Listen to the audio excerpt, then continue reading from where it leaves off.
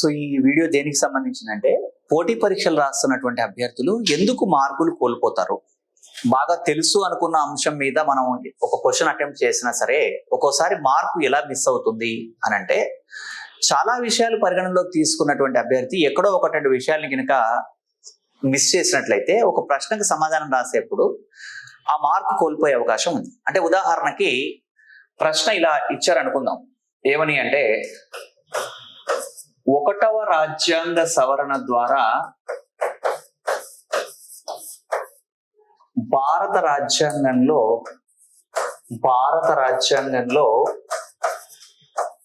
ప్రభావితమైన నిబంధనలు ఏవి అని ఇచ్చి, అంటే ఏ ఆర్టికల్స్ ఇన్ఫ్లుయెన్స్ అయ్యాయి 1వ రాజ్యాంగ సవరణ ద్వారా అని ఇచ్చాడు అనుకుంటే A article 15, B article 19, C 31A and B, C 31B A and B అని ఇచ్చి, అలాగే ఇంక కొంచెం ముందుకెళ్ళి డి ఆర్టికల్ 87 అండ్ 176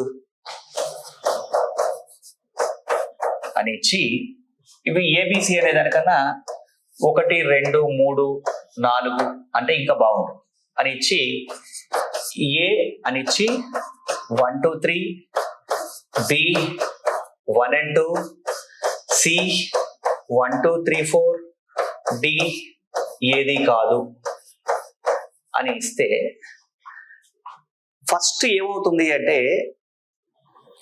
ఎవరైనా ఒక అభ్యర్థి 1వ రాజ్యాంగ సవరణ గురించి పెద్దగా అసలు ఏమీ చదవకుండా ఉంటే 1వ రాజ్యాంగ సవరణ 1951 9వ షెడ్యూలు భూ సంస్కరణలు అని చూసుకుంటాడు.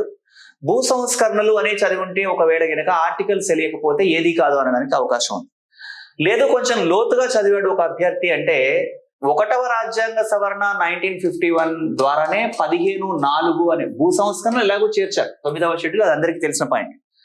15(4) అనే ఉపనిబంధనను చేర్చి ఎస్సీ ఎస్టీ వర్గాల వారికి రిజర్వేషన్లు అనేది 1వ రాజ్యాంగ సవరణ ద్వారానే వచ్చింది. ఆర్టికల్ 15 ప్రభావితమైంది, ఆర్టికల్ 19 కూడా ప్రభావితమైంది. 19 మీద 19(2) అనేటువంటి ఒక కొత్త నిబంధన చేర్చి ప్రాథమిక హక్కుల మీద పరిమితులు విధించారు.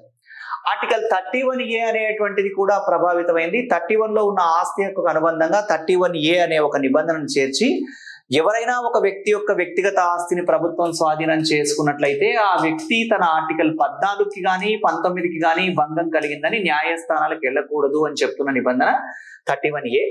31B ఏంటంటే, ఎవరైనా ఒక వ్యక్తి యొక్క వ్యక్తిగత ఆస్తిని ప్రభుత్వం స్వాధీనం చేసుకుంటే అతను తన ప్రాథమిక హక్కులకు భంగం కలిగిందని కోర్టుకు వెళ్ళకూడదు అని చెప్తున్న నిబంధన ఏమో 31B.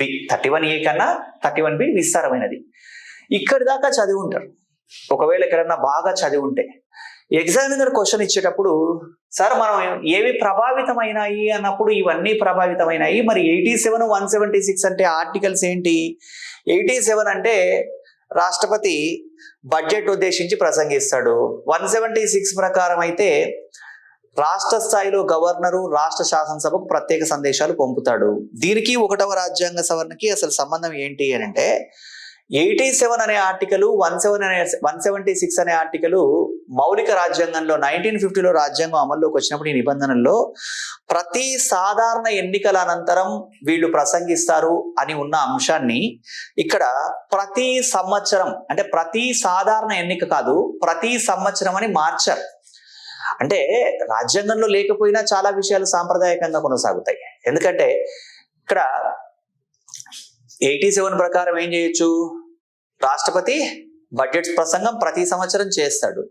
అలాగే గవర్నర్ కూడా బడ్జెట్ ప్రసంగం చెయ్యాలి అని రాజ్యాంగంలో ఏమీ లేదు, కానీ సాంప్రదాయం ప్రకారం గవర్నర్ని కూడా ఇన్వైట్ చేస్తారు. సో ఇక్కడ మనకి ఈ ఆర్టికల్స్ వల్ల ఏదో పెద్ద ప్రభావం జరిగిందని కాదు, కానీ పోటీ పరీక్షల నేపథ్యంలో ఈ పాయింట్ అడిగినప్పుడు ప్రభావితమైన నిబంధనలు ఏవి అంటే ఇక్కడ 87, 176 అనేటువంటి నిబంధనలు కూడా తీసుకోవాలి. ఇంకా చాలా ఇతర నిబంధనలు కూడా ప్రభావితమయ్యాయి, కానీ మన ఎగ్జామినేషన్ అవసరాల దృష్ట్యా గుర్తుంచుకోండి, ఒకవేళ గనక చాలా లోతుగా చదివినా సరే ఇలాంటి పాయింట్ గనక మిస్ అయినట్లయితే అభ్యర్థి ఆ మార్కును కోల్పోయే అవకాశం ఉంది.